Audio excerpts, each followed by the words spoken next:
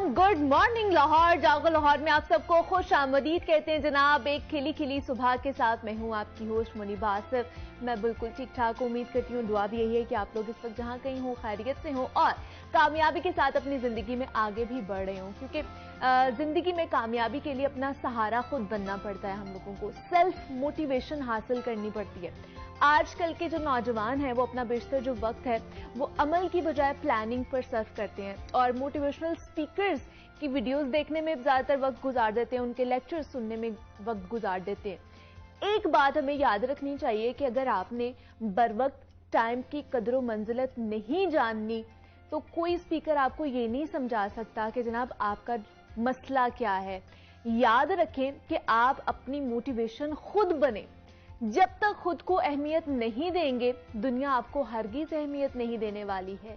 और ये ऐसे ही होता है क्योंकि कामयाब होने वाले लोग उसलिए कामयाब हुए कि उन्होंने अमल किया, वक्त की उन्होंने कदर की और जिंदगी में बेहतर उन्होंने फैसले किए, ना कि वो स्पीकर्स को सुनकर अपनी जिंदगी के फैसले लेते थे। और इंसान उस वक्त भी कामयाब होते थे जब ये मोटिवेशनल स्पीकर्स नहीं हुआ करते थे। और यकीनन मेरे ख्याल से एक अच्छी बात आदमी को मोटिवेट करती है, वो कहीं से भी हमें सीखने को मिल सकती है। लेकिन अब पाकिस्तान में ना ये एक बेहतरीन कारोबार बन चुका है कि कोई स्पीकर आपको कुछ नहीं सिखा सकता। और ये सब ना शहद की जो गोलियां होती है ना, मीठी गोलियां, वो देते हैं जो वक्ती तौर पर तो आपको तो बड़ी मीठी लगती हैं लेकिन उसका कोई फायदा नहीं होता। तो इसलिए आप लोगों ने अपनी जिंदगी में खुद आगे बढ़ना है। आपकी जिंदगी है और इसे सबसे बेहतर आप ही समझ सकते हैं और आप खुद को एक मोटिवेशनल स्पीकर के तौर पर मोटिवेट कर सकते हैं। आपकी जिंदगी से बेहतर आपको कोई नहीं जानता है। और अगर आप इस चीज पर इन्हिसार करते हैं कि हम मोटिवेशनल स्पीकर्स की बातें सुनेंगे और उनके लेक्चर्स के बना पर हम मोटिवेट हो जाएंगे तो मेरे ख्याल से ये बड़ी गलत चीज है। सबसे पहले आप लोगों को खुद अपने आप को मोटिवेट करना चाहिए। तो ये जिंदगी में छोटी छोटी चीजें होती हैं जिनको हम लोगों ने तय करना होता है। तो इसी पैगाम के साथ आगे बढ़ना है। हमने और कुछ बात करनी है और फिटनेस के हवाले से। तो आज हम बात करेंगे बच्चों की सेहत और तंदुरुस्तगी के हवाले से। बड़ों की तरह ना बच्चों की सेहत का दारोमदार भी उनकी खुराक पर होता है। ग़िज़ाई एतबार से माँ का दूध एक बेहतरीन कुदरती ग़िज़ा है कि उसमें वो तमाम ग़िज़ाई अज्जा शामिल होते हैं जो बच्चे की बेहतर नशोनुमा और सेहत के लिए बेहद जरूरी होते हैं। माँ का जो दूध होता है वो जरासीम से पाक होता है और यही वजह है कि माहिरीन का कहना है कि पैदाइश से लेकर 6 महीने तक बच्चे को सिर्फ माँ का दूध ही पिलाया जाए और बाद में दूसरी ठोस ग़िज़ाएं भी उसे खिलाई जाए। और मगरिब में हम देखते हैं कि माएँ बच्चों को अपना दूध पिलाने से गुरेज करती हैं और उनका देखा देखी ही मशरिक में भी ये मॉडर्न माओ ने मगरिबी खवातीन की नकल करना शुरू कर दी है और बच्चों को अपना दूध पिलाना बंद कर दिया, जिसके बराह रास्त असरात हमारे बच्चों की ज़हनी और जिस्मानी सेहत पर पड़ता है। तो माँ के दूध की अहमियत को उजागर करने के लिए दुनिया भर में हर साल 1 अगस्त से 7 अगस्त तक ब्रेस्ट फीडिंग वीक मनाया जाता है। ये हफ्ता world alliance for breast feeding action नामी तंजीम के ज़ेरे इंतजाम मनाया जाता है। तो साल 2022 के ब्रेस्ट फीडिंग वीक का स्लोगन है breast feeding foundation of life. तो माँ के दूध की क्या अहमियत है और ये बच्चे को कितनी उम्र तक हमें पिलाना चाहिए, इस पर आज हम बात करेंगे। हमारे साथ इस वक्त मौजूद है डॉक्टर सुंबुल अफजल हैं, गायनोकोलॉजिस्ट हैं। डॉक्टर सुंबुल, आपको वेलकम कहती हूँ जागो लाहौर में। कैसी हैं आप? आप कैसी हैं? मैं भी बिल्कुल ठीक ठाक। डॉक्टर सुंबुल, आज माँ के दूध की अहमियत को उजागर करने के लिए आलमी दिन मनाया जा रहा है। तो मुझे बताइएगा कि बच्चे की सेहतमंद नशोनुमा के लिए माँ की जो दूध की अहमियत और अफादियत क्या है, सबसे पहले तो उस पर थोड़ी सी रोशनी डालिएगा हमारे लिए।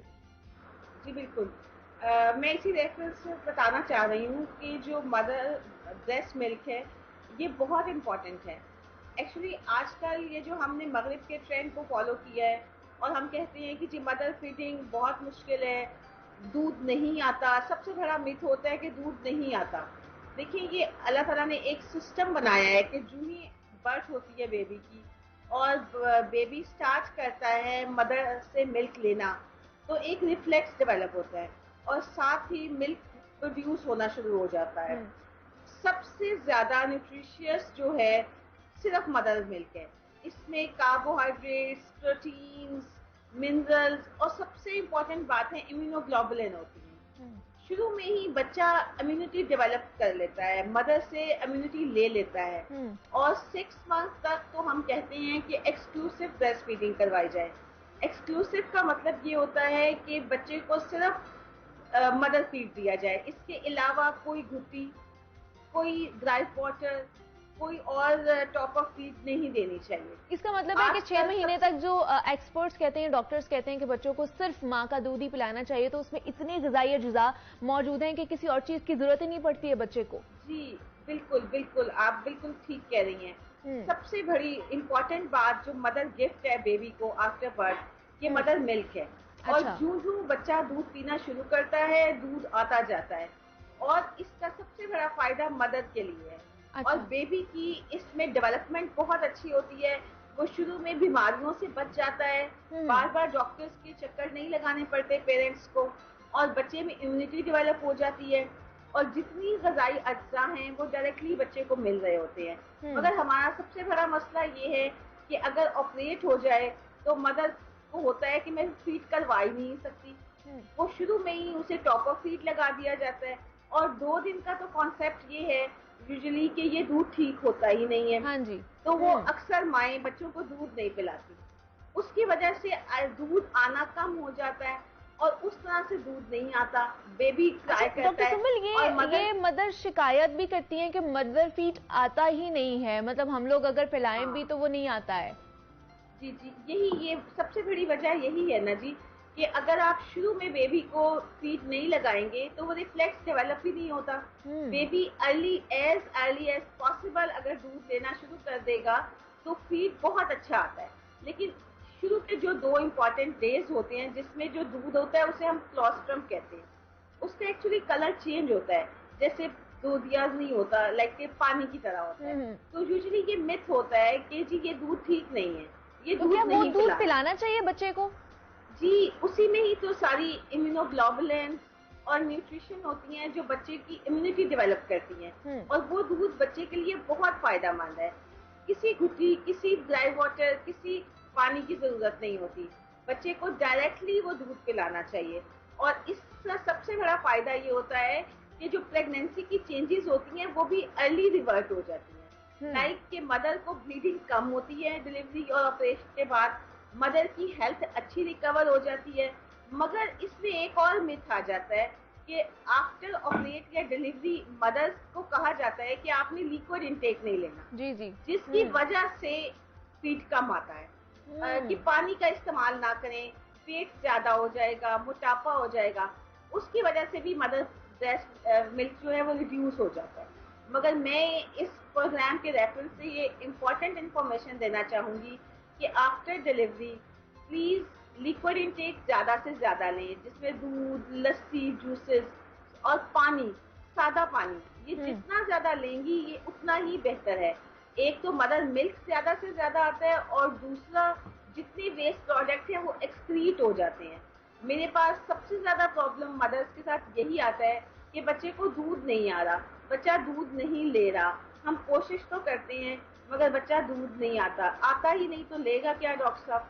हम्म, तो उसका प्रॉब्लम यही है कि एज अर्ली एज डिलीवरी बच्चे बच्चे को को दूध फीड नहीं करवाया पिलाया जाए, जाता। ठीक है, लिक्विड दूसरा इनटेक डॉक्टर सुमिल, ज़्यादा से अगर ज़्यादा दूध लें। आ भी रहा होता है तो माँ के दूध के साथ साथ हम बच्चे को फॉर्मूला मिल्क भी लगा देते हैं और जी, डॉक्टर भी ये सजेस्ट करते हैं, बिल्कुल। बहुत से हॉस्पिटल्स में मैंने भी देखा है। तो हाँ जी। उसको क्या लगा देना चाहिए बच्चे को जब वो देखिए पैदा होता है? आफ्टर ऑपरेट 6 to 10 आवर्स तो ज़रा मदर के लिए थोड़ा सा डिफिकल्ट होता है, बट आफ्टर 6 आवर अगर हम्म, मदर को सपोर्ट दी जाए, मतलब उसकी पोजीशन कंफर्टेबल हम कर दें, लेटरल पोजीशन में कर दें और मदर उनके साथ जो अटेंडेंट हैं और हमारा स्टाफ जो हॉस्पिटल का है हम्म, वो फैसिलिटेट करें, तो जो ही मदर का हम एनपीओ ब्रेक करते हैं, जैसे वो खाना पीना शुरू करती हैं, तो इसी तरह वो बेबी को फीड शुरू कर सकती हैं। इसमें कोई ऐसा प्रॉब्लम नहीं है, कोई स्टिचेस के ऊपर प्रेशर नहीं आता, कोई स्टिचेस खराब नहीं होते। वो कंफर्टेबली लेटे हुए भी बेड साइड रेस करके अपने बेबी को फीड करवा सकती हैं और जितना अर्ली वो मदर अपनी बेबी को फीड करवाएंगी उतना ही अच्छा दूध प्रोड्यूस होगा और उतना ही कंफर्टेबली बेबी उसको लेगा। लेकिन एक प्रॉब्लम ये होती है कि शुरू में बेबी का रिफ्लेक्स डेवलप नहीं होता, तो हम समझते हैं कि शायद ये बेबी पी ही नहीं रहा, क्या किया जाए? उसमें ये है कि बार बार मदर को बेबी को फीड निप्पल को पूरे तरीके से मुंह में डालना चाहिए। जब हम्म, बेबी को एक रिफ्लेक्स डेवलप हो जाता है, तो फिर उसे अंदाजा हो जाता है कि मैंने फीड लेना है। और नेचर भी आपको फैसिलिटेट करती है कि रिफ्लेक्सली वो जो मिल्क होता है, जिसे लेट डाउन फिनोमेना कहते हैं, उसके थ्रू मिल्क ज्यादा से ज्यादा आने लग जाता है। और इसका सबसे बड़ा फायदा ये होता है कि 2 ईयर्स के लिए आप बेबी को फीड करवाएं। 6 मंथ के बाद तो आप उसकी वीनिंग स्टार्ट कर सकते हैं। वीनिंग का मतलब यही है कि आप उसको थोड़ा सेमी सॉलिड ऐड करें।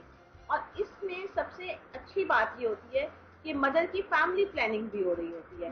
मतलब अगला साइकिल भी स्टार्ट नहीं होता और आपको कॉन्ट्रासेप्टिव भी नहीं यूज करने पड़ते और आपका कंसीव होने में भी चांसेस नहीं होते और आपकी नेचुरल फैमिली प्लानिंग भी हो रही होती है।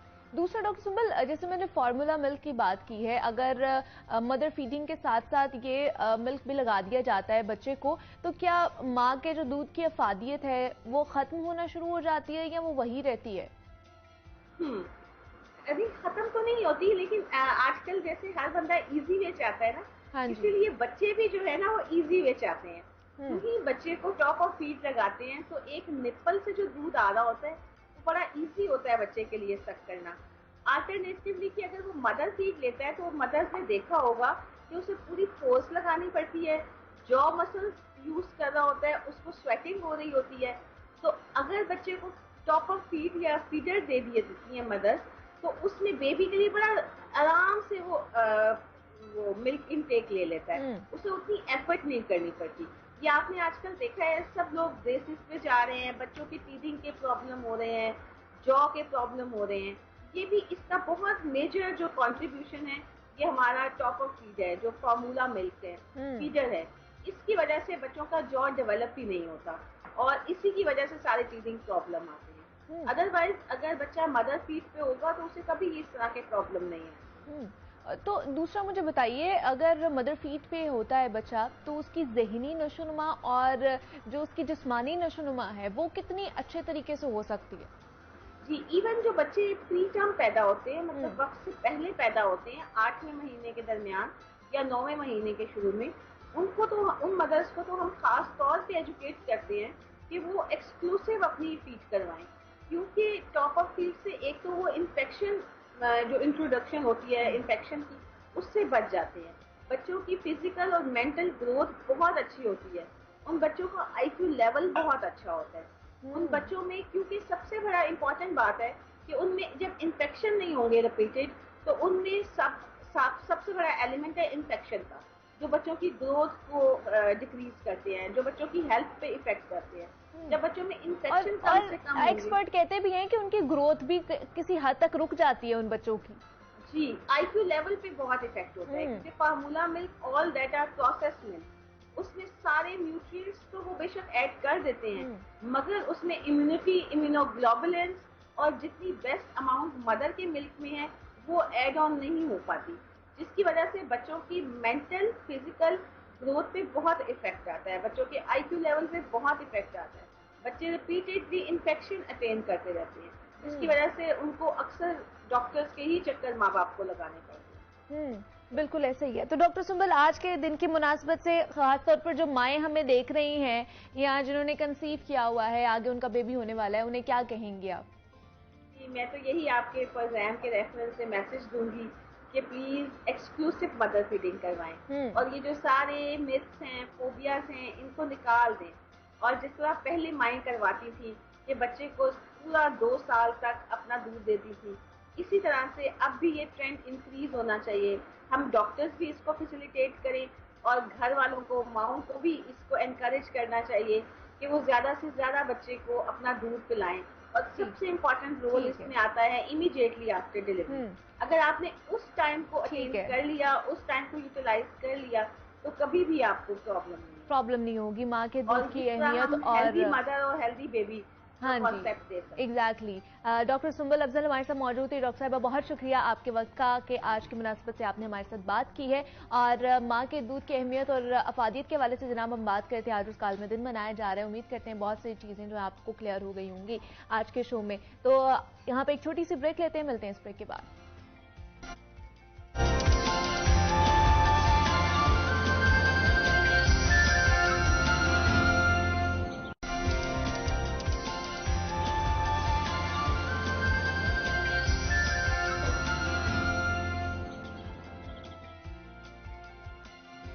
वेलकम बैक टू जागो लाहौर। जनाब, ब्रेक से हम वापस आ चुके हैं और आज हम बात करेंगे हमारे फर्स्ट इंप्रेशन के हवाले से। नाजरीन, चाहे आप जॉब इंटरव्यू देने जा रहे हो, इंटर्नशिप के लिए मुलाकात कर रहे हो या फिर किसी का भी पहली बार सामना कर रहे हो, आपको अपना पहला तासुर ही मुतासिर कुन बनाने की जरूरत होती है। क्योंकि हमने ये कहीं ना कहीं सुना होता है कि first impression is the last impression. और जनाब, ये बहुत अहम बात भी है क्योंकि आपका पहला तासुर ही आपकी पर्सनालिटी को मुतारिफ करवाने में मददगार साबित होता है। लेकिन यहाँ पर एक और अहम सवाल भी है कि जब भी आप किसी से मुलाकात पहली दफा करने जाते हैं तो अपना अच्छा तासुर बनाने के लिए हमें क्या क्या इकदाम या क्या क्या ऐसी चीजें करने की जरूरत होती है। क्योंकि पहली बार जब भी हम किसी से मिलते हैं तो किसी ना किसी तरह की घबराहट महसूस हो रही होती है हमें, और उस घबराहट को खत्म करने के लिए क्या क्या किया जा सकता है, अपनी शख्सियत को मनवाने के लिए कौन कौन सी ऐसी टिप्स हैं जिनसे आपका तासुर बहुत अच्छा पड़ सकता है। तो कुछ लोग अपनी घबराहट को छुपाने में बहुत माहिर भी होते हैं, लेकिन अक्सर लोग बहुत ज्यादा हिचकिचाहट महसूस करते हैं किसी से भी मिलने जाना हो। तो क्या अपनी पहली मुलाकात को मुतासिर कुन और वैल्यूएबल बनाने के लिए सिर्फ गुफ्तगू अच्छी करना ही जरूरी है, या अपनी पहली मुलाकात को कैसे हम मुतासिर बनाया जा सकता है, अपनी पर्सनालिटी को निखारने के लिए क्या क्या करना चाहिए, इस पर आज हम बात करेंगे। हमारे साथ इस वक्त मौजूद हैं जहांजेब खान हैं, मोटिवेशनल स्पीकर और लाइफ कोच हैं। जहांजेब, आपको वेलकम कहती हूँ जागो लाहौर में। कैसे हैं आप? Thank you for having me. मैं बिल्कुल ठीक ठाक। जहांजेब, ये चीज हमने कह ले कि मकूला बहुत ज्यादा हमने सुना हुआ है कि first impression is the last impression. इसमें कितनी सच्चाई है कि जरूरी है कि जो फर्स्ट इंप्रेशन ही हमारा लोगों पे पड़ता है या हम पर लोगों का पड़ता है वही लास्ट होता है? देखिए, वो कहते हैं ना कि दुनिया देखती पहले परखती बाद में है। हाँ। तो जो परखने का अमल है वो नेचुरली बाद में होता है। अच्छा। आप देखते किसी को भी पहले हैं, जो आपकी जो फर्स्ट इंप्रेशन है वो उसी से आपका कहीं ना कहीं डिटर्मिन हो रहा होता है कि इंसान की आउटलुक क्या है। ठीक है। अरस्तू के पास एक साहब आए, उस जमाने के बहुत अमीर और बड़े मतलब वजादार किस्म के शख्स थे। वो जिस पालकी में से उतरे, ज़ाहिर पालकियों का दौर था, तो जिस पालकी में से उतरे उनके साथ काफ़ी लोग और भी थे, तो बड़ा उनका एक वज़ाकता के हिसाब से काफ़ी एक बड़े आदमी लगते थे। तो उन्होंने कहा कि जी, जब वो उनके पास आए तो उन्होंने कहा कि जी, मुझे ये तो पता लग गया कि आप एक बड़े आदमी हैं, लेकिन अब आप कुछ बोलिए ताकि मुझे आपके इल्म का भी पता लगे। सो वो वाला जो एलिमेंट दूसरे वाला है ना, वो हम मिस कर जाते हैं। वो अरस्तू थे, हम आम लोग हैं। हाँ।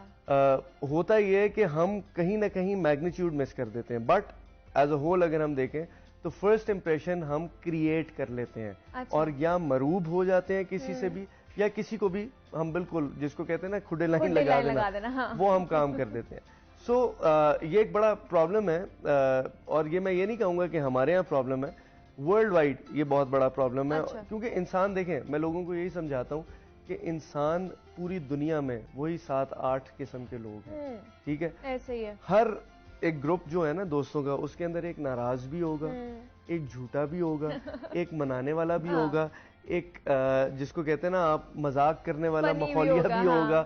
तो इस किस्म के लोग होते हैं। अब आप खानदानों के अंदर देख लें, हर शादी के ऊपर एक ना एक शख्स नाराज होता है। सो इंसान एज अ ह्यूमन बीइंग अगर हम बात करें ना, तो इंसान यही 6-7 टाइप्स के होते हैं पूरी दुनिया के अंदर, और यही हरकतें करते हैं। हाँ, वो कुछ मुख्तलिफ अपने कल्चर्स के हिसाब से करते हैं, हम अपने कल्चर्स के हिसाब से करते हैं।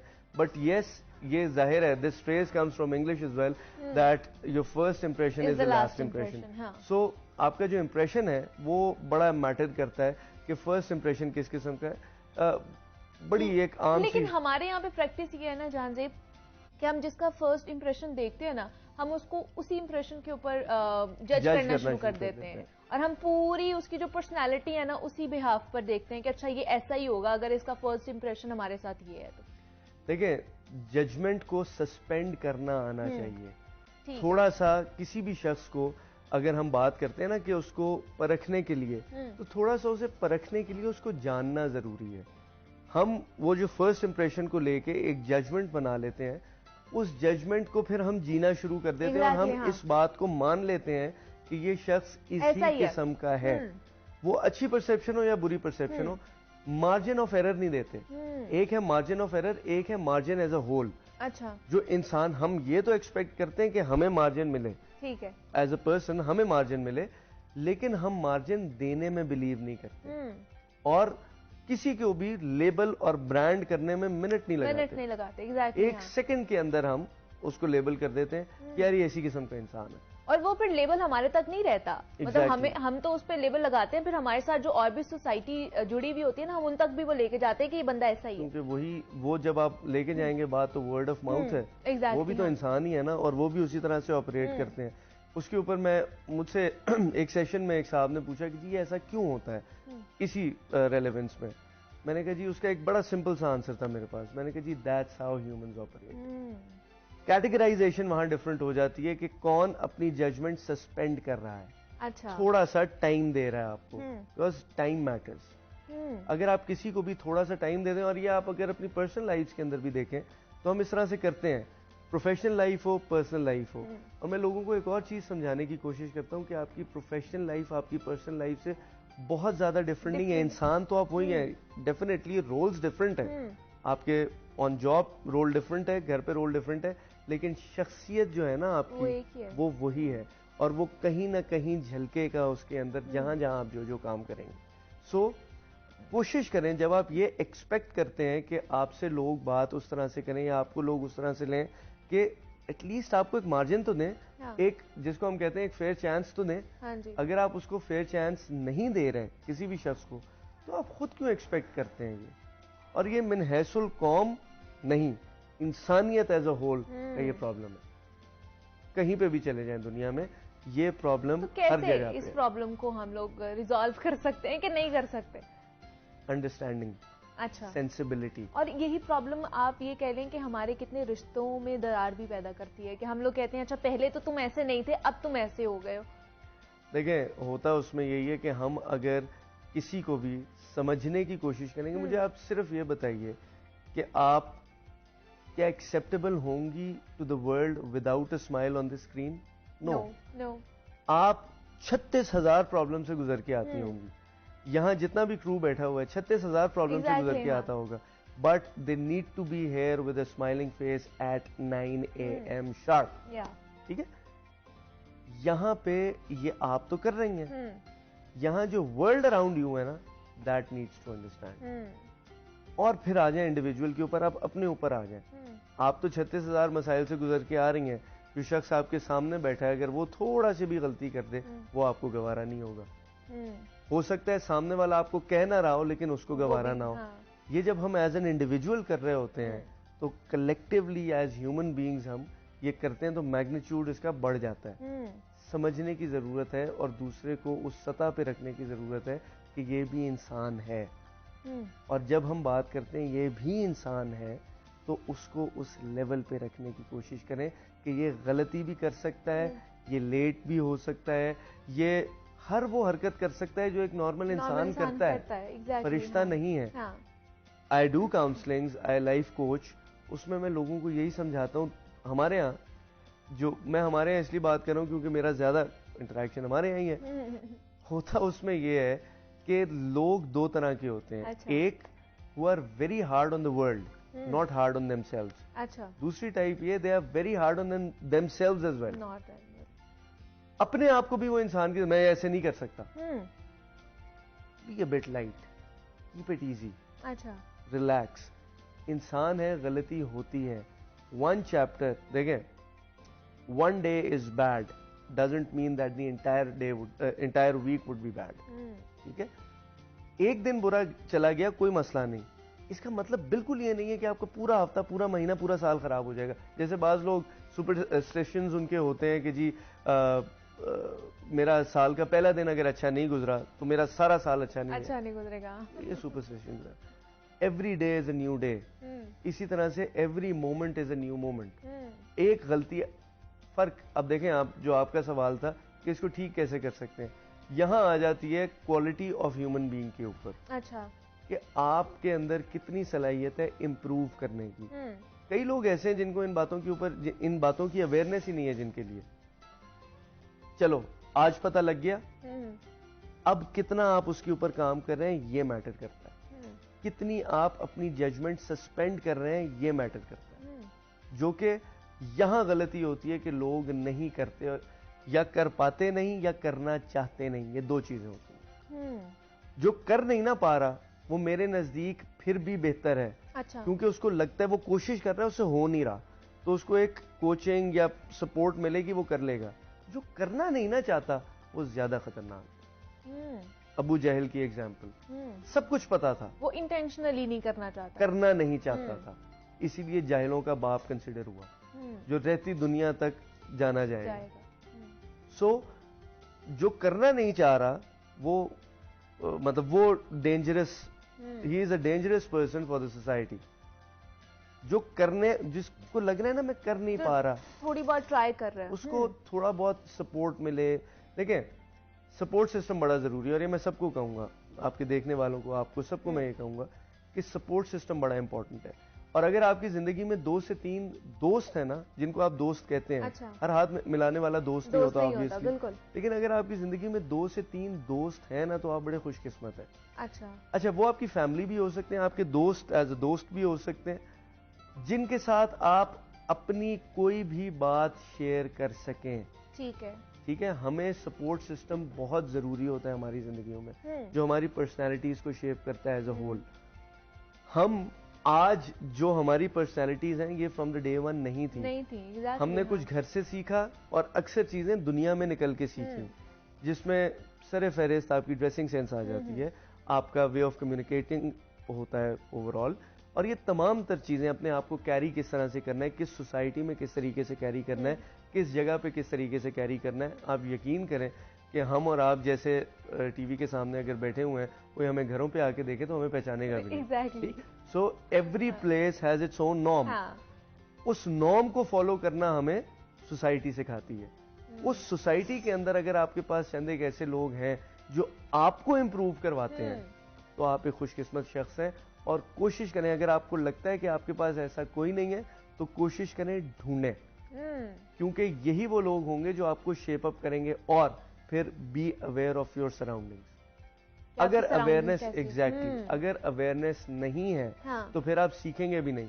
कई लोग होते हैं, आपने देखा होगा, आप उनके सामने एक स्पेसिफिक लफ्ज बोलें जो उन्होंने गलत बोला है, लेकिन आप उसको सही करके बोलें, वो फिर भी वही बोल रहे होंगे जो वो बोलते हैं। ठीक है, नो ऑफेंस। एक एग्जाम्पल है कि मेरा एक जानने वाला, वो स्क्रीन को स्क्रीन कहता है, मैं उसके सामने स्क्रीन भी कहूंगा ना, और वो फिर भी स्क्रीन ही कहेगा, तो इसका मतलब है कि वो इम्प्रूव, एक वो समझ नहीं रहा, अवेयर नहीं है, और वो इम्प्रूव नहीं करना चाह रहा। वही वाली बात है कि अगर वो अवेयर नहीं है तो इम्प्रूव कैसे करेगा। यहां पे वो दोस्त आएगा जो उसको बताएगा कि यार ये सही लफ्ज है। अब भी अगर वो नहीं कर रहा तो वो करना नहीं चाहता। ठीक है, तो ये एक छोटी सी एग्जांपल है उस शख्स के बारे में जो कि करना चाहता है या नहीं करना चाहता, and about the support system which is around you. There are 2 types of people, one who criticise just for the sake of criticising. यार कोई भी, आप जो मर्जी, आप सोने के बन के आ जाएं, आपके अंदर कोई ना कोई कीड़ा निकालेंगे ही निकालेंगे। ठीक है, दूसरा जो कि आपको क्रिटिसाइज करते हैं आपकी इंप्रूवमेंट के लिए, और इतना सबको पता होता है कि कौन क्रिटिसाइज कर रहा है just for the sake of it, और कौन मेरी वाकई में फलाह चाहता है। सो ये बड़ा एक क्लियर पैरामीटर है जिसके ऊपर हम किसी को भी यहाँ है परख सकते हैं आफ्टर गिविंग सम टाइम। ठीक है, दूसरा जैसे मैंने बात की कि हम किसी इंटर्नशिप के लिए जा रहे होते हैं, जॉब के लिए जा रहे होते हैं, बहुत से लोग कंफ्यूज्ड होते हैं, नर्वस होते हैं, तो वहां पर किस तरह का पहला फर्स्ट इंप्रेशन होना चाहिए जान सर? देखें, you become the person the stories you tell about yourself to yourself. Okay, आप वो इंसान बन जाते हैं जो कहानियां आप अपने आप को बताते हैं। काउंसलिंग के अंदर हम यही लोगों को समझाते हैं कि आप वही इंसान बनेंगे जो बातें आप अपने आप से करते हैं। अक्सर लोग, मैं सेशंस में ये करवाता हूँ, एक्टिविटी करवाता हूँ, मैं पूछता हूँ कि कितने लोग हैं जो अपने आप से बात करते हैं। 3-4 लोग हाथ खड़ा करेंगे, 5 लोग खड़ा करेंगे हाथ। बाकियों से फिर मैं पूछता हूँ जिन्होंने हाथ नहीं खड़ा किया उन्होंने किससे पूछ के हाथ नहीं खड़ा किया। देन दे रियलाइज कि हाँ वो भी हमने अपने आप से नहीं पूछा। सबसे ज्यादा किसी से अगर हम बात करते हैं तो वो हमारी अपनी जात है। एग्जैक्टली। अब जो फीड आप अपने आप को करेंगे ना, ये जैसे हम डाइट लेते हैं ना, जो हम खाते हैं वो हम दिखते हैं। ठीक है, तो जो हम अपने आप से बात करते हैं ना, ये जो सोचते हैं वो हम बनते चले जाते हैं, वो हमारी पर्सनैलिटी का एक हिस्सा बनता चला जाता है। मैं अक्सर लोगों को जानता हूं जो किसी स्पेसिफिक फील्ड में थे और उन्होंने बहुत अच्छा एक्सेल किया फ्रॉम द डे वन। क्यों? क्योंकि जब वो उसकी तैयारी कर रहे थे ना, तो वो अपने आप को रोजाना उस दिन के लिए तैयार कर रहे थे कि ये है वो दिन। और वो क्या था, वो तैयारी क्या थी? उनकी मेहनत तो उस काम की रेलेवेंस में अपनी थी, वो तैयारी थी उस मौके की मुनासबत से, उस मौके के हिसाब से अपने साथ की गई गुफ्तगू। बड़ी सिंपल सी बात है। अगेन कमिंग टू यू, आप जब भी स्क्रीन के सामने पहली दफा आई होंगी, आप नर्वस होंगी, बिल्कुल ठीक है? ऐसे, हाँ। आज आप क्यों? You are at home, why? Because this is your space.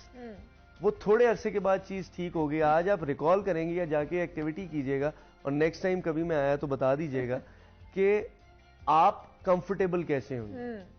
आज आप हाइंडसाइट में सोचेंगी ना, तो यू टॉक्ड विद योरसेल्फ, और यही हम अपने हर काम में करते हैं। यही चीज इंटरव्यू के अंदर भी है कि जिस वक्त आप इंटरव्यू के लिए जा रहे हैं तो वो कॉन्फिडेंस आपको बाहर से जो दुनिया देगी वो देगी। Self motivation is a skill, यही मेरी किताब का उन्वान है जिसके ऊपर मैं काम कर रहा हूँ। ठीक है कि वो जो सेल्फ टॉक आप करेंगे ना, वो सबसे बड़ी मोटिवेशन होगी आपके लिए। तो आप जब भी, जिस दिन भी, जो भी दिन था जब आप कंफर्टेबल थी ऑन द स्क्रीन, वो दिन था जब आप सेल्फ टॉक वो कर चुकी थी और फिर इस स्पेस को अपनी स्पेस बना चुकी थी। और ये हर प्रोफेशन, हर इंसान हर वॉक ऑफ लाइफ में एग्जैक्टली। और इसको जानना बहुत ज्यादा जरूरी है और खुद से बात करना भी बड़ा ज्यादा जरूरी है। तो first impression is the last impression, ये मकूला हमने बड़ा देखा होता है और सुना भी होता है। तो इसके पीछे की क्या कहानी थी, किस तरह लोगों को परख सकते हैं, उस पर आज हमने बात की। हमारे साथ Jahanzeb Khan, motivational speaker, life coach मौजूद थे। Jahanzeb, thank you so much for your time यहाँ पर आने के लिए। और जनाब, जिस तरह जहांजेब ने हमें बताया है कि आप first impression is the last impression होता है, लेकिन फिर भी थोड़ा सा मार्जिन और एरर देना चाहिए इंसान को। पहली ही मुलाकात में इंसान को परखना नहीं चाहिए। आगे बढ़ते हैं, कुछ बात कर लेते हैं किताबों के हवाले से। अहमद अमाद साहब हमारे साथ मौजूद हैं। आज वो किस किताब का तारुफ हमारे साथ करवाने जा रहे हैं, उन्हीं की तरफ चलते हैं और आज का तारुफ उनसे सुनते हैं। जी अहमद साहब, बताइएगा आज का तारुफ। मुनीबा, आज जो हमारे पास किताब है वो रूसी अदब से मुतालिक है, बल्कि रूसी अदब है। और ये है तीन बहनें, थ्री सिस्टर्स। ये 4 एक्ट प्ले है एंटन चेखोव का। रशियन अदब के बारे में ये कहा जाता है कि वहाँ इंसान ने जिन्नात में जन्म लिया था, और उन जिन्नों का नाम सबसे ऊपर गोगोल है, जिसका ओवरकोट इतना मशहूर हुआ कि उसके बाद फिर इतना और आलीशान है ओवरकोट के, उससे इंस्पिरेशन लेके गुलाम अब्बास ने ओवरकोट लिखा और फिर उस ओवरकोट को सिलेबस में शामिल किया गया। और क्या ही अच्छा वो अफसाना है गुलाम अब्बास का कि हर इंसान अंदर से मफलूकुल हाल ही है। अपनी मफलूकुल हाल, ये जो वो है सूरत हाल, ये जो अपनी गुर्बत है, इसको छुपाने के लिए ऊपर एक अच्छा ओवरकोट पहन लेता है ताकि लोगों को पता चले कि ये बड़ा मुतमव्वल है। दर हकीकत वो मुतमव्वल नहीं है, गरीब है। तो इसी तरह गोगोल है, पुश्किन है, दोस्तोयेव्स्की है। दोस्तोयेव्स्की ने कहा कि गोगोल के जो अदब है, ख़ास तौर पे ये जो ओवरकोट है, जितना रशियन अदब है सारा उससे डिसेंड किया है। और दोस्तोयेव्स्की को कौन नहीं जानता, क्राइम एंड पनिशमेंट उसका शाकार है। फिर आप देखें टॉल्स्टाई, मैक्सिम गोर्की, टॉल्स्टाई का जंग और अमन, गोर्की का मदर, वो कहते हैं that is actually the bible of revolutionists. वो जो लेफ्ट के लोग थे, इनकलाबी लोग थे, प्रोग्रेसिव लोग थे, उनके लिए इतनी बेसिक बुनियादी, यानी मदर जो नावल है उसका, वो बिल्कुल ठीक नावल है कि वो किताबों की माँ समझते हैं, तो उसको नाम भी उसका माँ ही है।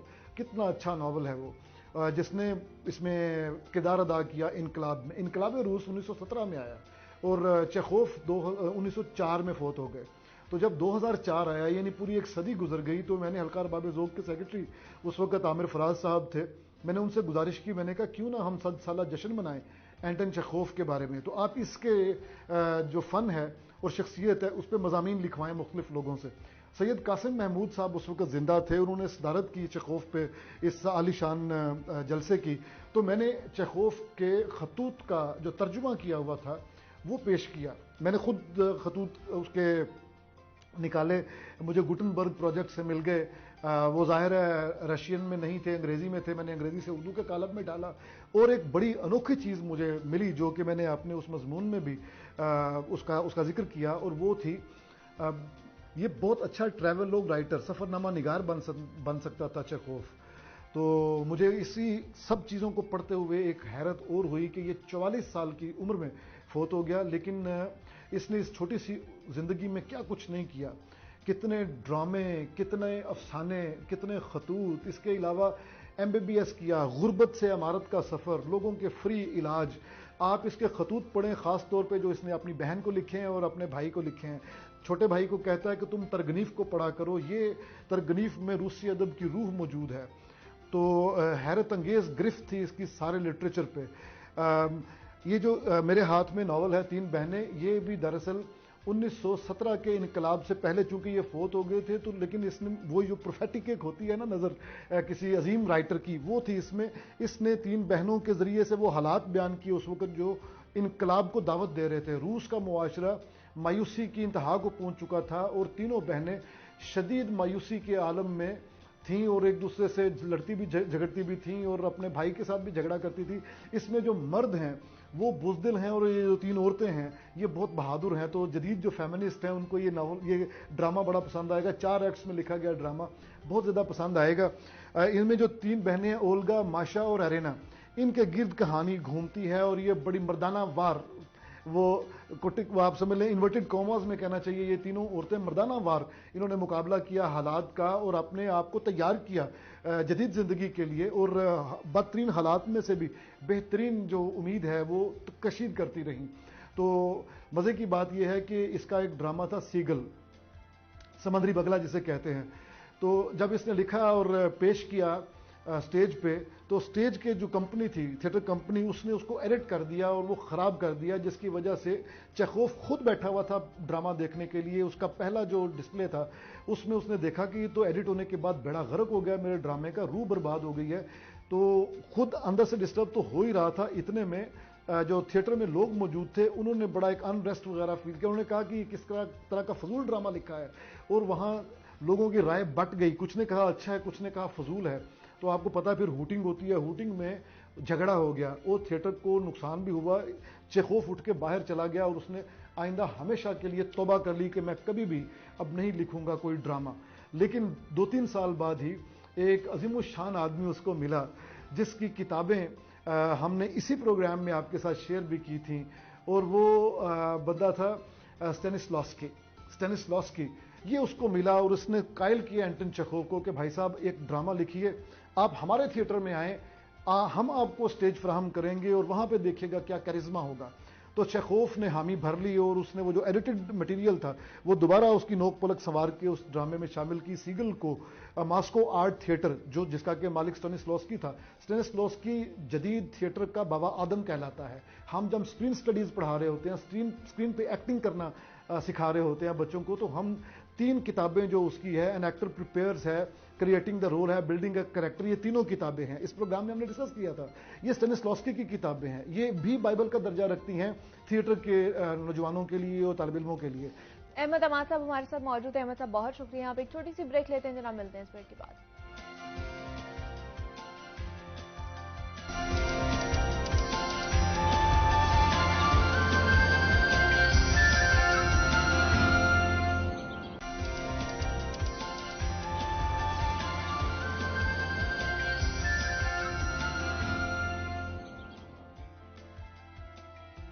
वेलकम बैक टू जागो लाहौर। जनाब अब कुछ बात हो जाए एक ऐसे मसले की जिसने सारे पाकिस्तान को चकरा कर रख दिया, और वो मसला है बेतहाशा महंगाई का। और ये जिन ऐसा बेकाबू हुआ है कि कोई भी हुकूमत उसे कंट्रोल नहीं कर पा रही है। हर चीज उसकी लपेट में है और अब तो गरीब की सवारी समझे जाने वाली मोटरसाइकिल की कीमतें भी आसमान को छूने लगी हैं। होंडा कंपनी की अगर बात की जाए तो उसने एक मरतबा फिर मोटरसाइकिल की कीमतें बढ़ा दी है। होंडा 70cc मोटरसाइकिल 5000 महंगी होने के बाद कीमत अब उसकी 1,16,500 रुपए हो गई है। होंडा प्राइडर की अगर बात की जाए 100cc के दाम जो है वो 5,000 रुपए बढ़ गए हैं। होंडा CG125 की कीमत में 3400 रुपए का इजाफा किया गया और अब उसकी कीमत जो है 1,79,900 रुपए हो गई है। और यही हाल अगर देखा जाए तो बाकी कंपनीज का भी है, और ये हो ही नहीं सकता कि अगर एक कंपनी कीमतें बढ़ाती है तो बाकी पीछे रह जाएं। ना सिर्फ मोटरसाइकिलें बल्कि बाइसिकल और गाड़ियों की कहानी भी यही है। पाकिस्तान में दस्तयाब तमाम कंपनीज ने कीमतों में इजाफा कर दिया है। होंडा ने अपनी गाड़ियों के तमाम मॉडल्स पर 7,85,000 से 14,50,000 रुपए तक का इजाफा किया है। पाकिस्तान में गाड़ियां बनाने वाली जो कंपनी है उनकी जानिब से पैदावार में कमी के साथ साथ आइंदा चंद हफ्तों में कुछ रोज के लिए प्लांट्स बंद करने के ऐलानात पर भी गौर किया जा रहा है। तो चंद कंपनियों की जानिब से नई गाड़ियों की बुकिंग बंद कर दी गई है, जबकि पहले से ही बुक की गई गाड़ियों की सार्फिन को डिलीवरी में बहुत सारी मुश्किलात सामने आ रही हैं। तो पाकिस्तान में ऑटोमोबाइल इंडस्ट्री जो है वो यकदम तन्हाई के दहाने पर क्यों पहुंच चुकी है और हालिया इजाफे के बाद सार्फिन का क्या रद्द-ए-अमल है इस पर, और इस पर आज हम बात करेंगे। हमारे साथ इस वक्त मौजूद हैं शुएब खान साहब, हैं चेयरमैन हैं पंजाब कार डीलर्स एसोसिएशन के। शुएब साहब, आपको खुश आमदीद कहती हूँ जागो लाहौर में। कैसे हैं आप? थैंक यू जी, अल्लाह करम जी, शुक्र। शुएब साहब, सबसे पहले तो मुझे बताइए, ये जो गाड़ियों की कीमतों में भी इजाफा होता जा रहा है और साथ साथ हम देखते हैं कि मोटरसाइकिलों की कीमतों में भी इजाफा होता जा रहा है, क्या वजह है कि रोजाना की बुनियाद पर इसकी कीमतों में इजाफा हो रहा है? असल में ना ये इन्होंने ना जो जिस पॉलिसी के थ्रू इन्होंने गाड़ियां मैन्युफैक्चरिंग की थी ना, अच्छा, उस कॉन्ट्रैक्ट पे ये काम नहीं कर रहे। इनके जब स्टार्ट की थी इन्होंने तो उन्होंने कहा था जी कि हम 17% हम जो है ना इधर मैन्युफैक्चरिंग करेंगे और 80-83% हम बाहर से माल मंगवाएंगे। अच्छा। आफ्टर 8 इयर्स या 9 इयर्स हम पूरा यूनिट इधर फिक्स करेंगे और लोकल इंडस्ट्री में हम 100% मैन्युफैक्चरिंग करेंगे। ये उनके कॉन्ट्रैक्ट पे लिखा हुआ है, ठीक है। 30 साल हो गए उनको गाड़ियां बनाते हुए, अभी तक कोई उनको पूछने वाला नहीं है कि आपने जो कॉन्ट्रैक्ट करके एक मैन्युफैक्चरिंग कर रहे हैं, इंडस्ट्री लगा रहे हैं, चला रहे हैं, तो अभी तक आपका 80% तो सामान बाहर से आ रहा है। तो डॉलर जब बढ़ता है तो वो सामान बढ़ जाता है। डॉलर बढ़ता है सपोज 10 रुपए, ये 15 रुपए 20 रुपए बढ़ा देते हैं, समझिए। इसलिए सारा कोई मुल्की सोच रखता ही नहीं है शख्स। अच्छा। ये सारे अपने अपने मफादात की जो है ना वो कर रहे हैं मामलात। मुझे आप ये बताएं, पूरी दुनिया में ये जो हम बेवकूफ मुल्क मिला हुआ है मैन्युफैक्चरर्स को, होंडा हो गया, टोयोटा हो गया, सुजुकी हो गया, मुझे ये बताएं कि जब क्राइसिस आते हैं ना, क्यों आते हैं कि जी आप इंपोर्ट ना करें, ठीक है जी, इंपोर्ट नहीं करते, आप एक्सपोर्ट करें, ठीक है। एक बैलेंस होता है। अगर हमने 1 अरब रुपया अगर इंपोर्ट किया है गाड़ियों में, और 1 रुपए की गाड़ी एक्सपोर्ट होनी चाहिए। अब ये जो मैन्युफैक्चरर जो गाड़ियां बना रहे हैं, ये 3rd क्लास मुल्क को भी इस प्राइस में गाड़ी बेच के दिखाएं। होता तो ये इनको एक पॉलिसी दी जाती कि जी 30% आप एक्सपोर्ट करेंगे, 70% आप गाड़ियां बनाएंगे, और सबसे पहले इनको जोर दिया जाता कि 100% एक नट बोल्ट भी आप क्यों बाहर से मंगाएं, जबकि आप बना रहे हैं तो एक एक चीज इधर बनाएं। इंजन बाहर से आ रही है, गियर सस्पेंशन बाहर से आ रहा है, एवरीथिंग बाहर से आ रही है। टायर इधर से ले लेते हैं जी, ये देखिए टायर बन रहे हैं इधर। शॉक्स, जो शॉक्स वगैरह जो बाकी सामान है गाड़ियों का, बाय पार्ट्स आता है, इधर फिटिंग करके एक वो तकरीबन मैं बता रहा हूँ कि लोगों को बेवकूफ बनाया हुआ है, गवर्नमेंट को भी बेवकूफ बनाया हुआ है। इनको चेक बैलेंस करने वाला है ही कोई नहीं जो चेक बैलेंस करता है। इसकी वजह क्या है? अगर बाहर से बंद किया गया है कि यहीं से हर चीज लोकल कंपनी की हर चीज यूज होगी, तो फिर देखिए जी, अगर लोकल आपने हर चीज मैन्युफैक्चरिंग कर रहे हैं पाकिस्तान में हो रही है, अगर डॉलर बढ़ता है तो हमें फायदा है। हाँ जी, हम एक्सपोर्ट करेंगे, सारा मुल्क खुशहाल होगा। हम एक्सपोर्ट के जब तक हम एक्सपोर्ट नहीं करेंगे तब तक हम कहाँ अपना जो है ना ये प्राइस को कंट्रोल कर सकते हैं। मेरी बात सुने, सीधी सीधी थ्योरी है ना। आप अगर 1 रुपए का गाड़ियां मंगाते हैं, अभी किसी किस्म की एक्सपोर्ट नहीं हो रही है, वो इसलिए नहीं कि आपके इर्द गिर्द जो भी ममालिक है, C क्लास मुल्क, छोटा सा मुल्क भी है, उसको इस प्राइस में गाड़ी बेच के दिखाएं। इधर तो इनकी इजारादारी है, गुंडागर्दी है ना। तो इनका तो हम तब मानते हैं कि टोयोटा जी बहुत अच्छी कंपनी है या करोला बहुत अच्छी कंपनी है, तो इन्होंने जनाब 10 मुल्कों को गाड़ियां बेची हैं। होना तो ये चाहिए था, लेकिन ये नहीं हो रहा। अभी भी हमारी जो है ना डॉलर की शक्ल में पैसा बाहर जाई जा रहा है, उधर से हम जो है ना सारा निजाम सारा डिस्टर्ब करके रख दिया इन्होंने, जाहिर लोग बैठे हुए। लेकिन शुएब साहब, बोझ तो फिर आवाम पे पड़ रहा है ना। मतलब एकदम ही 7-7 लाख 14-14 लाख रुपए बढ़ गया है, इजाफा हुआ है गाड़ियों की कीमतों में। मैं वही अर्ज कर रहा हूँ ना कि 15 लाख या 14 लाख क्यों बढ़ा है? डॉलर बढ़ गया, और डॉलर का वैसे से क्या तल्लुक है? मैन्युफैक्चरिंग आप कर रहे हैं पाकिस्तान में, तो बात कर रहे हैं डॉलर की, क्यों? क्योंकि आपका 83% माल बाहर से आता है, तब वो आप बनाते हैं। आप क्यों नहीं 100% माल बनाते? हाँ, आपको अपॉर्चुनिटियां गवर्नमेंट इसको पकड़े कि भाई आप 100% बनाएं, वरना हम आपको जो है ना हैवी जुर्माने देंगे या आपकी फैक्ट्रियां सील करेंगे। फिर मैं देखता हूँ कि किस तरह ये तो कोई करते हैं। हुकूमती हिकमत अमली नहीं बनाई गई है? है ही नहीं ना। जो चेक एंड बैलेंस करने वाले हैं उनको 10-10 गाड़ियां दे देते हैं, वो बाहर ऑन भी बेच के करोड़ों रुपए जेब में डाल देते हैं। अवाम बेवकूफ की बेवकूफ। ये मुल्क तो अवाम की क्रश करने के लिए जो अब ये मैं बताएं, इस मुल्क में किसी मजदूर ने लूटा मुल्क को? ये खजाने खाली हुए हैं। मेरी एहसास है कि मैं चेक दे के मुल्क से पैसा निकलवाऊं। जिनकी सेस थी उन्होंने लूटा है, पढ़े लिखे लोगों ने लूटा है। लेकिन इस मुल्क के साथ लूटने के साथ वो अगर काम करते ना अच्छे, लोगों को आसानियां पैदा करते। होता तो ये है, किसी मुल्क में बाहर चले जाएं आप, फैक्ट्री लगाए, 10 कंपनी आ जाएंगी, जब बताएं जी लाइट भी चाहिए आपको, ये भी चाहिए, वो भी चाहिए, हम आपको प्रोवाइड करते हैं। इधर आपको एक शोरूम खोल के बताएं, 10 किस्म के महकमे आएगा, अच्छा आपने शोरूम खोला है? आप तो जनाब शोरूम कैसे खोल लिया, पैसे कहां से आए हैं, ये बोर्ड क्या है, ये है वो। 10 कंपनियां आपके पास आ जाएंगी आपको क्रश करने के लिए। वो प्रमोट कर रहे हैं लोगों को, आप क्रश कर रहे हैं लोगों को, तो किस तरह सर्वाइव करेंगे? मैं ये बताएं। आज जो भी यंग मैन है, जो लड़का है, वो कहता है मैं इंग्लैंड यूरोप जाऊं। क्यों जाऊं?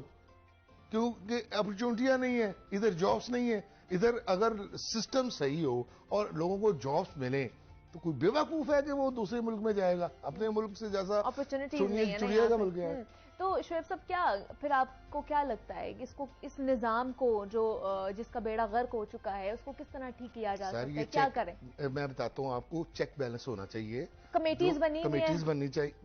कौन सी बनी कमेटी पहले ये बताएं? इनको पूछने वाला कौन है? इनके एयरबैग्स देखे ना, एक मेयार होता है गाड़ी बनाने का कि इसका जी एयरबैग्स भी हैं, इसकी ये सेफ्टी मेजर्स है, ठीक है। कौन सी मुझे बताएगा कि इनको पूछने वाला है कि सेफ्टी मेजर्स बना रहे हैं नहीं बना रहे? गाड़ी लग जाती है और बेचारा जो उसमें शख्स है वो फौत हो जाता है, एयरबैग तक नहीं खुलता। यार ये तरीकाकार है इनका। लोगों को लूट रहे हैं, और जो बोलने वाले हैं उनकी हिस्सा नहीं है कि अंदर बैठे हुए मीटिंग करने वाले लोगों को कहे भाई ये क्या कर रहे हो आप? जब तक चेक एंड बैलेंस नहीं होगा, जब तक कानून की बालादस्ती नहीं होगी, जब तक मैन्युफैक्चरर को ये डर ना होगा कि अगर मैंने गलत गाड़ी बनाई मैं पकड़ा जाऊंगा, तो ये सवाल ही पैदा नहीं होता। ये जो है ना इस तरह के प्राइसेस बढ़ा दें, और बेतुके प्राइस बढ़ाए हैं। $50 बढ़ाए इन्होंने, 80 रुपए 90 रुपए के हिसाब से प्राइस बढ़ा दिए। ये पूछने वाला कोई नहीं है। जो पूछता है उनके वो चेक्स के या गाड़ियों की शक्ल में उनको गिफ्ट चले जाता है। अच्छा। मुझे पता है कि एक बात का, अच्छा। उनको गाड़ियों की शक्ल में गिफ्ट चला जाता है, वो चुप हो जाते हैं। क्योंकि देखिए कानून सारों के लिए इक्वल होना चाहिए, ठीक है।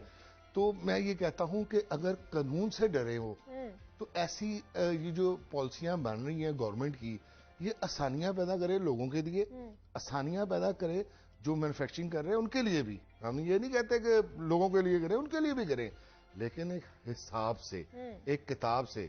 ये आंखें बंद करके गाड़ियां बना देते हैं और गाड़ियों की क्वालिटी सी क्लास से भी नीचे है। मैं ये बताया ना, चले मैं इनकी बात मान लेता हूँ जी, बहुत अच्छे टोयोटा वाले या करोला वाले बहुत अच्छी गाड़ियां बनाते हैं, किसी मुल्क में बेच के तो दिखाएं।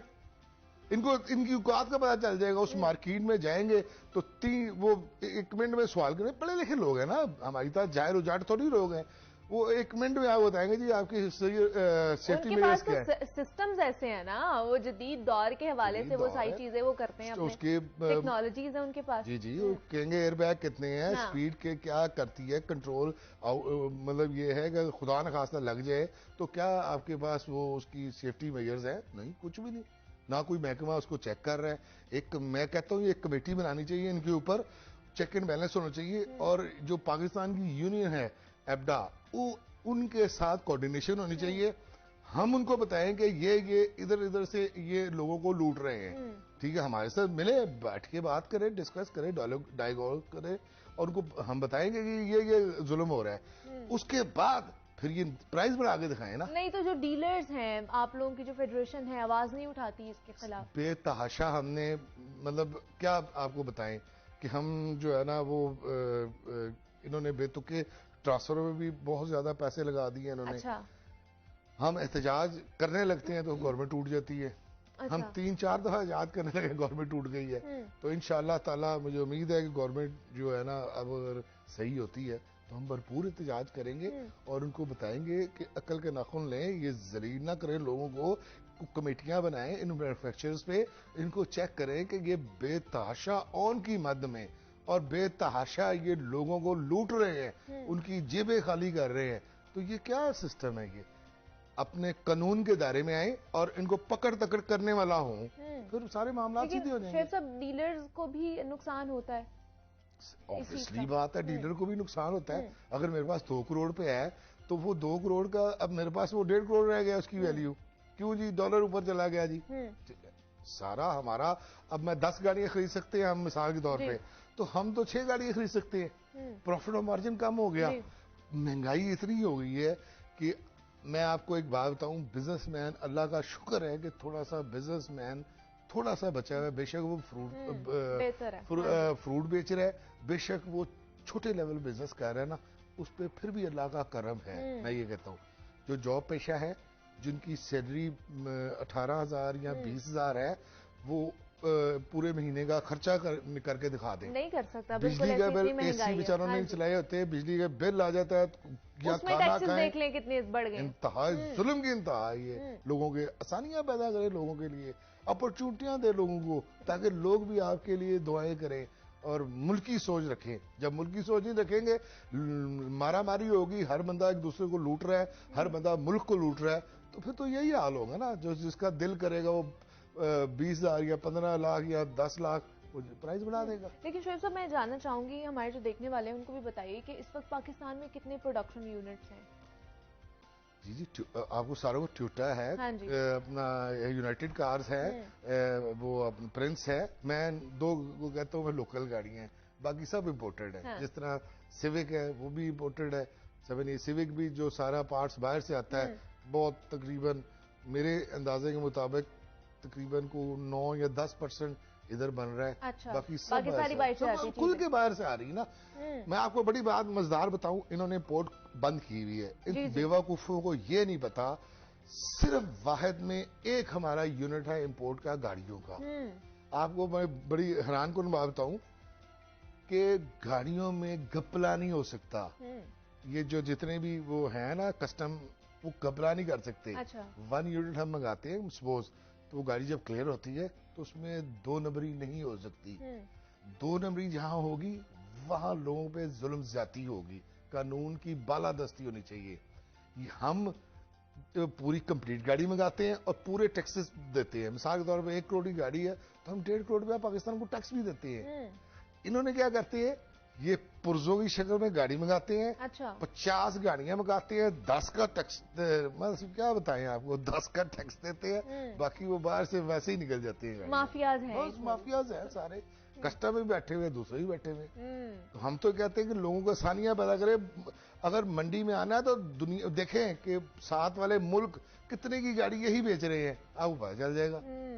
मतलब इसके ऊपर भी एक चेक एंड बैलेंस का जो प्रोसेस है वो करने की जरूरत है, और हुकूमत की तरफ से जो है वो होश के नाखून लेने की जरूरत है, ताकि ये जो अवाम के ऊपर बोझ डाला जा रहा है उसको काबू में किया जा सके। शुएब खान साहब हमारे साथ मौजूद है। शुएब साहब, बहुत शुक्रिया आपके वक्त का कि आप यहाँ पर आए, अपना मौक़िफ़ आपने हमारे साथ शेयर किया है। ये तो जनाब बात हो गई है कि गाड़ियों की कीमतें बढ़ती जा रही हैं, दूसरी तरफ देखें तो महंगा पेट्रोल है, टैक्सेस की भरमार है और नाजायज चालान है। ट्रांसपोर्टर्स का सबर भी जवाब दे चुका है। मुझे अब आप इजाजत दीजिए, अपना बहुत सारा ख्याल रखिएगा। कल आपसे मुलाकात होगी। अल्लाह हाफ़िज़।